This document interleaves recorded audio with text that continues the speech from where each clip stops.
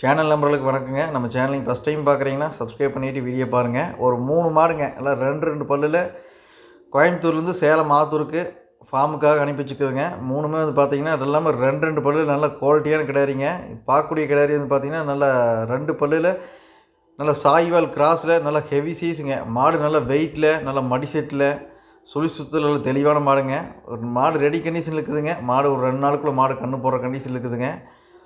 இதெல்லாம் வந்து பார்த்திங்கன்னா கிராஸ்லேயே ஒரு 13 to 14 கரை வருங்க. இது ஹெச்எப்பில் 2 மாடு ஜோடியாக கொடுத்துக்குதுங்க. அது இல்லாமல் இந்த மாடு 2 பல்லுக்கு கிடாரி எப்படி எந்தளவுக்கு சைஸ்னு பாருங்களேன். ஹெச்எப்பில் அருமையான கிடாரிங்க. ஒரு தலைச்சனுக்கு ஒரு 17 to 18 லிட்டர் அசால்ட்டாக கறக்குங்க. இன்னும் 20 to 22 நாள் மாடு கன்று போடுறக்கு டைமுங்க. இன்னும் நல்லா ஹெவியாக மடி வச்சு கன்று போடுங்க.